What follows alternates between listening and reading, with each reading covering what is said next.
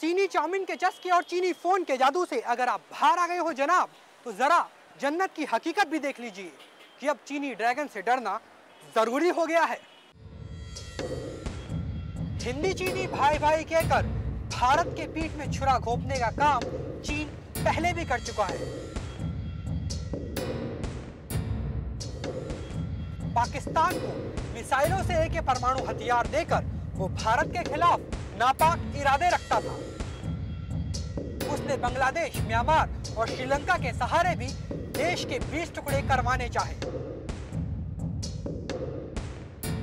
लेकिन अपने इस शतरंज में फेल होने के बाद चीन अब खुद ही सीधा संघर्ष करना चाहता है।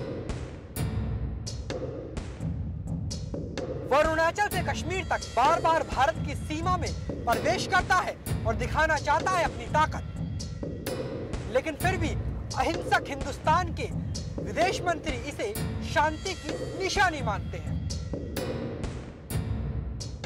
We have with China very long चीन के साथ हमारी बहुत लंबी सीमा है, जिसकी लंबाई 3000 किलोमीटर से भी ज्यादा है, और उस पर सीमा विवाद हल करने का मैकेनिज्म दोनों देश मिलकर बना रहे हैं। मैं रिकॉर्ड पर कहना चाहूंगा कि चीन के साथ हमारी सीमा सबसे शांत बॉर्डर में से। मनमोहन सरकार भले ही चीन पर मुलायम पड़ गई हो, लेकिन कांग्रेसी हाथ के हौसले अभी भी बुलंद है। कांग्रेस की मांग है कि चीनी एक्शन पे रिएक्शन होना ही चाहिए। रक्षा मंत्रालय पूरी तरह से वाकिफ है, व्यापक रूप से इसके हर पहलू से एक्शन इनिशिएट हो गया है। लिखित रूप से ऑफिशियल लेवल पर हम कठोर निंदा ही नहीं, हम कठोर एक्शन लेते हैं ऐसे किसी इनकर्शन के विषय में। वहीं विदेश नीति में घायल सरकार पर बीजेपी अपना घेराव करना चाहती है, लेकिन ये सवाल राजनीतिक मुद्दे का नहीं बल्कि भारत माँ के मान का है।